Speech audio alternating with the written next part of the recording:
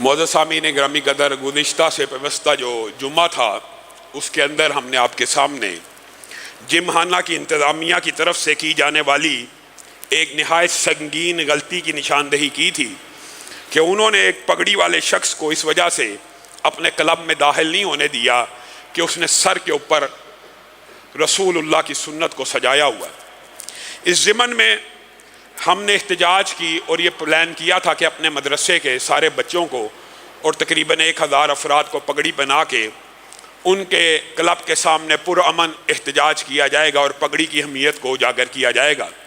گزشتہ ہفتے انہوں نے ہمیں یہ پیغام بھیجا اسی شخص کے ذریعے جس کے ساتھ یہ واقعہ ہوا کہ علامہ صاحب کو یہ کہیں کہ آپ نے ابھی احتجاج نہیں کرنا، ہماری ہائی لیول میٹنگ جاری ہے، اس کے اندر ہم یہ امینڈمنٹ اور ترمیم کرنے کا سوچ رہے ہیں۔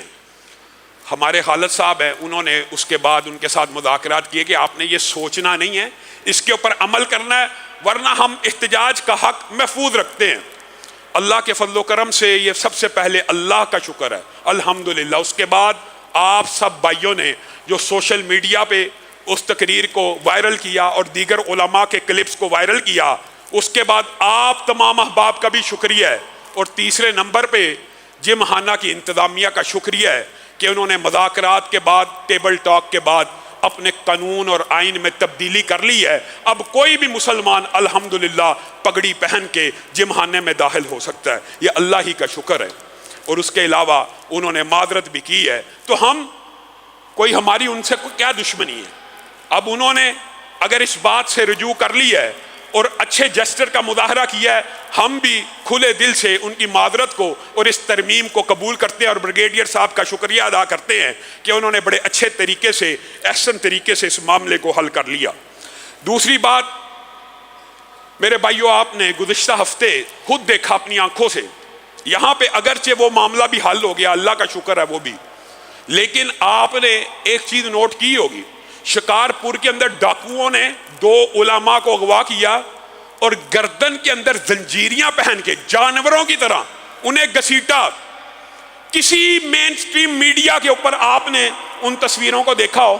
میں اللہ معاف کرے کسی بچی کے اوپر یا بچے کے اوپر تنقید نہیں کرنا چاہتا، اللہ کی قسم جب کوئی بچہ یا بچی اغوا ہوتی ہے تو مذہبی طبقہ، مولوی آپ کے ساتھ مل کے روتے ہیں، لیکن جب کوئی مولوی اغوا ہوا مین سٹریم میڈیا گنگا بنا رہا، کسی ایک نے خبر نہ چلائی۔ وہ تو چند دینداروں نے پھر کمپین کی، سوشل میڈیا کے اوپر کمپین کی، احتجاج کیا، ہماری ناتواں آواز بھی اس میں شامل ہوئی۔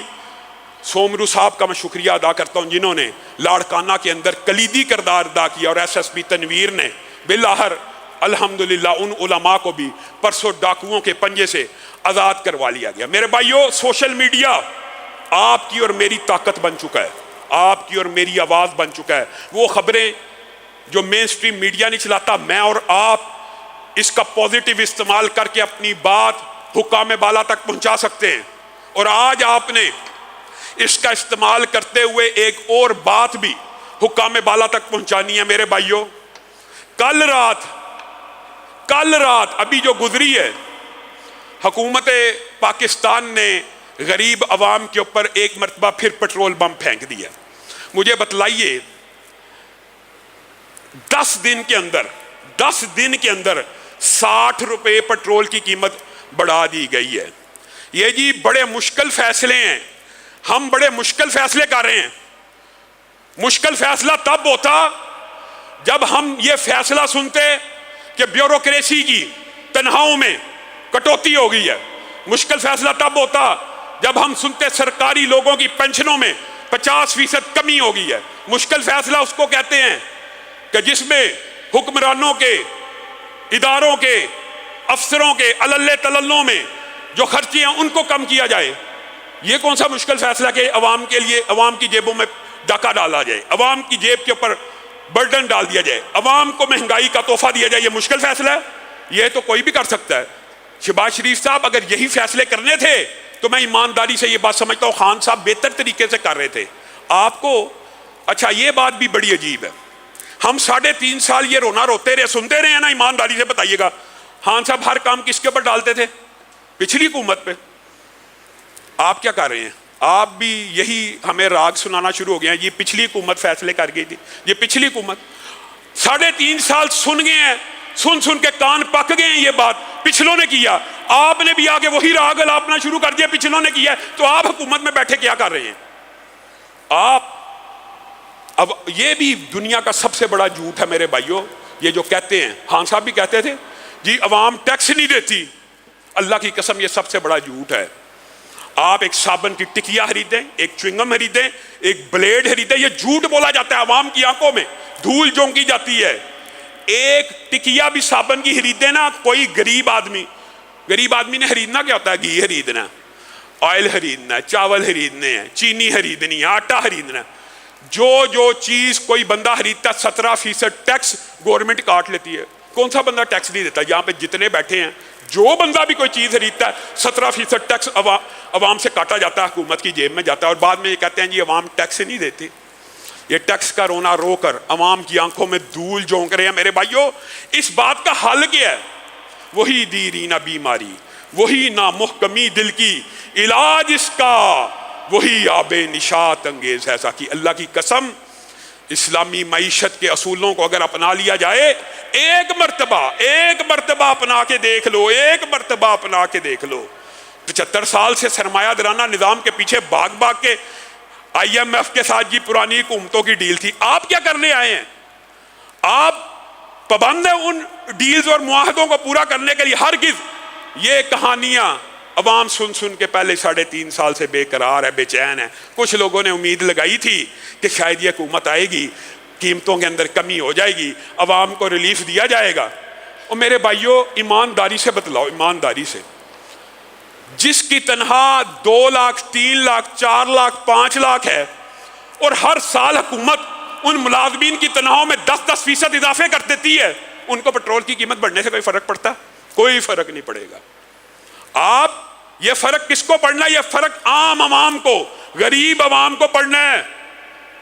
آپ مشکل فیصلے یہ کریں کہ یہ سارے, تنخواہ کتنی ہے جی؟ آپ ان کی تنخواہیں سن لینا. کم از کم تنخواہ 1.5 لاکھ. کتنی تنخواہ؟ 2.5 لاکھ. کتنی تنخواہ؟ 3 لاکھ. پیٹرول کتنا فری ہے جی؟ 300 لیٹر فری پیٹرول بھی صاحب ڈلواتے ہیں ماشاءاللہ.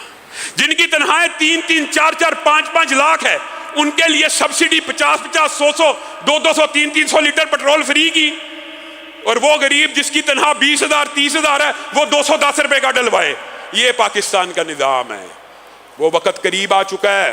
خطرہ محسوس ہوتا ہے کہ عوام کہیں, اگر آپ نے فیصلہ کرنا تھا, آپ پاکستان میں, ہاں عوام بھی آپ کے ساتھ کھڑی ہو سکتی ہے. کس طرح؟ جب آپ اپنی آسائشوں کے اوپر ضرب لگائیں. آپ اعلان کریں آج کے بعد کوئی سرکاری ملازم فری پیٹرول نہیں لے گا. میں بھی پتہ لگے اپنی جیب کاٹ رہے ہو. آپ نے بجٹ کے اندر 10% تنخواہوں کو بڑھا دینا ہے. ان کو کیا فرق پڑنا ہے؟ ٹگے کا فرق نہیں پڑا. جس حساب سے قیمتیں بڑھی ہوتی ہیں اتنی ان کی تنخواہیں بڑھ جاتی ہیں, اتنی ان کی پینشنیں بڑھ جاتی ہیں. جب فرق کس کو پڑتا ہے؟ غریب عوام کو. جب تک آپ براہ راست غریب عوام کو ریلیف نہیں دیں گے, آپ پھر یہ جو جتنی لانتے ملامتیں ہیں, ان کا رخ آپ کی طرف ہوگا. آپ ہی 3.5 برس کہتے رہے کہ یہ ہر بات پچھلوں پہ ڈالتا ہے. آپ اگر خود ہر بات آپ پچھلوں پہ ڈالنا شروع کر دیں گے تو لوگ آپ کو, کیا عوام اتنی بے وقوف نہیں ہوتی؟ آپ اعلان کریں سب سے پہلے, یہ جتنے سرکاری ملازم سب کو جو فری پیٹرول دیا جاتا ہے, فری بجلی دی جاتی ہے, ہمیں بھی پتہ لگے. ہمارے ساتھ پیٹ کاٹ رہے ہیں. وطن کی ترقی کے اندر اصولاً بات کچھ طلح ہے. اسلامی معیشت سے نابلد معاشی ماہرین, ان کو یہ نہیں پتا کہ حکومت کا کام عوام سے کمانا نہیں ہوتا. یہ بجلی, پیٹرول, گیس, پانی, اللہ کی قسم اسلامی معیشت ہو, ایک مرتبہ آزما کے دیکھ لے. یہ عوام کو جتنے کی پڑتی ہے اتنے کی دے کے دیکھ لے. عوام ان کو جو پروڈکشن اور جو درآمدات اور جو پیداوار دے گی, آپ باہر چاہے نہ بھیجیں, ملک کے اندر سے مہنگائی کا خاتمہ ہو جائے گا. آپ نے عجیب و غریب سسٹم بنائے ہوئے ہیں. آپ سسٹم اس کے تحت چلنا چاہتے ہیں اور چاہتے ہیں کہ معیشت ترقی کر جائے. معیشت ترقی کبھی نہیں کر سکتی جب تک آپ اسلامی نظام کو خلوص دل کے ساتھ, اور یہ بھی بات آئی ہے ضمنی طور پہ, کچھ باتیں تلخ ہوتی ہیں. ہمارے برادر ہمسایہ ملک ہے, افغانستان جس کا نام لو تو فیس بک اکاؤنٹ اٹھ جاتا ہے، جس کا نام لو تو سوشل میڈیا سے اکاؤنٹس ڈیلیٹ کر دیے جاتے ہیں. کتنے روپے کا افغانی روپیہ؟ $1 کے کتنی افغانی روپے ہیں؟ اسلامی حکومت وہاں پہ قائم ہے، کیا ان کی معیشت پاکستان سے مضبوط ہے؟ آپ جان بوجھ کر اندھیرے میں ٹکرے مارتے پھریں، لوگوں کی آنکھوں میں دھول جھونکتے رہے. افغانستان، اس کا بجٹ پاکستان کا شاید 10واں حصہ بھی نہ ہو، 500-600 ارب روپے کا کل بجٹ ہے. اس کی کرنسی پاکستان سے دگنا نہیں 2.5 گنا ہو چکی ہے. ڈالر ادھر میرے خیال میں 70-80 روپے کا ہے، یہاں پہ ڈالر 200 روپے کا ہے. ان کے اوپر پوری دنیا کے سارے ممالک کی پابندیاں ہیں.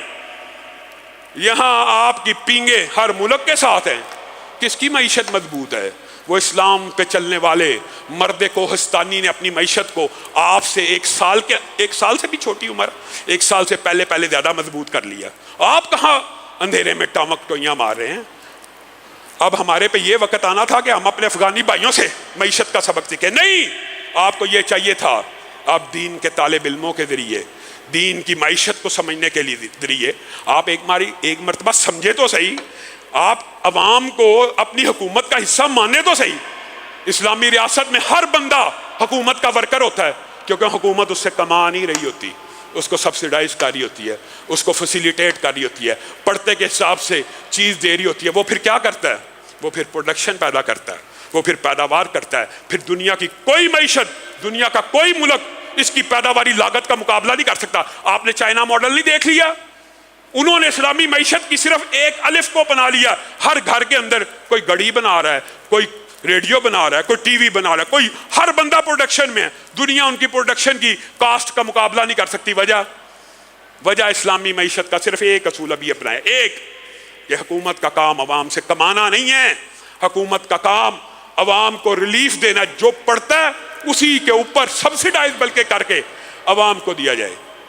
میرے بھائیو، آخر میں 2 اعلانات ہیں، اور انشاءاللہ جمعے کے بعد ہمارے ایک بزرگ ہیں غفور صاحب، ان کا آپریشن ہوا ہے اینجیوگرافی کا، انہوں نے بھی دعا کے لیے کہا اور بہت سے ساتھیوں نے دعا کے لیے کہا. جمعے کے بعد انشاءاللہ ان کے لیے دعا کریں گے، اللہ تعالیٰ ان کو شفاء کاملہ عاجلہ دے. اور 2 اعلانات یہ ہیں کہ انشاءاللہ ایک تو یہ جو اتوار پیر منگل آ رہی ہے، یہ نہیں، اس سے اگلی اتوار پیر اور منگل کو اسی مرکز کے اندر حج تربیتی کیمپ، حج و عمرہ تربیتی کیمپ کا انعقاد کیا گیا ہے، جس میں تمام کے تمام مناسک، نیت، احرام سے لے کر ادائیگی کے فضائل، قربانی کے مسائل، حج کی اقسام وغیرہ تمام اس کے اوپر تفصیلی گفتگو ہوگی. اور یہ تربیتی کیمپ مغرب کے بعد شروع ہوا کرے گا، اور یہ 3 دن اتوار پیر اور منگل کو جاری رہے گا. سب ساتھی جو رجسٹریشن کروانا چاہتے ہیں کہ ہلکی پھلکی ان کی ضیافت طبع کا یہاں پہ انتظام بھی ہو جائے، رجسٹریشن کروائیں کہ اس حساب سے ہم انتظام کر سکیں. اور دوسرا اعلان یہ ہے کہ الحمدللہ حسب سابق قربانی کا، اجتماعی قربانی کا انتظام کر لیا گیا ہے. 2 حصے ملک کی صورتحال اور مہنگائی کو مد نظر رکھتے ہوئے ہم نے تجویز کی ہیں. ایک حصہ 19,000 کا اور ایک حصہ 21,000 روپے کا. تو جو ساتھی اس کے اندر بھی بکنگ کروانا چاہے کروا سکتے ہیں. اس کے علاوہ مسجد کی تعمیر کا کام آپ کے سامنے جاری و ساری ہے کہ بجری، ریت، سیمنٹ کسی بھی شکل میں، سینٹری، بجلی، پانی کے کسی بھی چیز کے طور کے اوپر جو یہاں پہ ڈونیشن دینا چاہے دے سکتا ہے. سبحان ربک رب العزت عما یصفون وسلام